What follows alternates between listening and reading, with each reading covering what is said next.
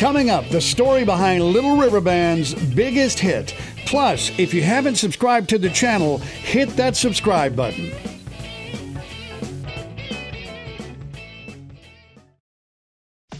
The Little River Band, or LRB for short, is an Australian rock band formed in Melbourne in March 1975.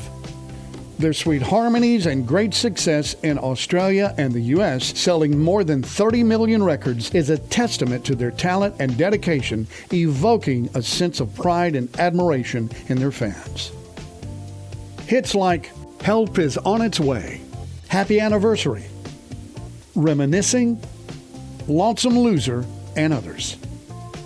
By the time Little River Band released its self-titled first album in '75, the lineup had finally settled down after some changes. Glenn Shorrock, vocals.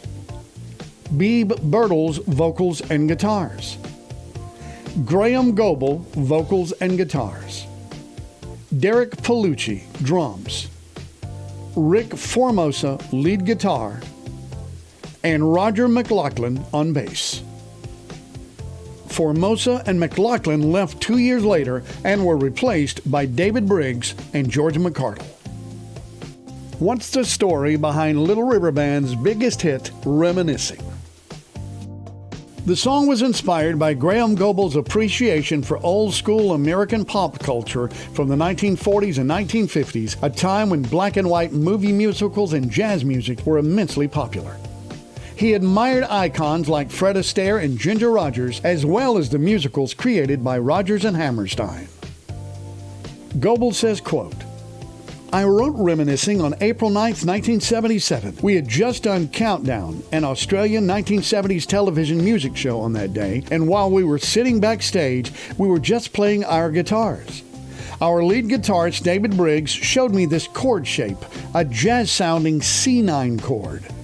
I hadn't previously known that shape at the time, and so I learned the chord as it was a new chord for me, and I liked the sound of it. Afterward, when I went home later that afternoon, I got my guitar out again and put my hands on that C9 chord shape. Within a half an hour, I had written the whole of Reminiscing." Unquote. Now that the song was all set up and ready to go, it was time to start recording. The sessions for Reminiscing were a struggle because the keyboard player Goebel wanted was unavailable. Goebel says, quote, "I wanted to use the wonderful Peter Jones. Peter later played on Cool Change and would also go on to play on a lot of our recordings. He was a wonderful jazz musician, but he was out of town at the time. So we initially cut it with a different keyboard player. But it didn't work out well, and it didn't feel right. Then, about a week before we were due to finish the album, I was told that Peter Jones was back in town." Unquote. Goebel returned to the band and producer and told them he wanted another go at doing Reminiscing. He got a lot of opposition, especially from lead singer Glenn Shorrock, who felt the band had already wasted enough time on the song and was not interested in doing it for the third time. Goebel felt strongly about it and eventually got his way and tried it again with Peter Jones. Everyone got behind it as soon as Jones played that beautiful Rhodes piano. Over the years, Little River Band has had over 30 personnel changes.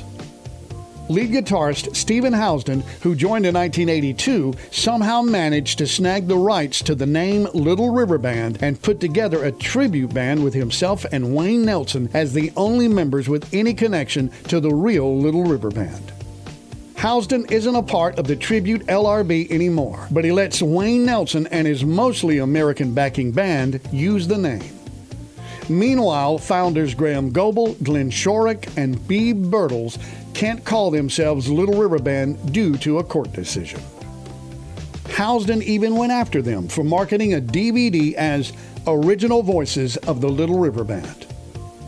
Without being able to use the name Little River Band, Birtles, Shorrock, and Goebel recorded together as a trio BSG, but it didn't work out. The three abandoned plans to tour the U.S. with the Little River Band and record a new album. And I know you're asking the question, because I was curious too, was how the band lost the right to their name. There's a video link in the description box. it's like going down a rabbit hole. That's why I want you to watch the video. It will explain a lot. But from what I've learned, it was basically the management did not file the proper paperwork, and then the band did not find this out 2 years later. But watch the video. I'm telling you, it's really interesting. Hey, I'm KW Keene. Thanks for watching Rock Music History Lesson.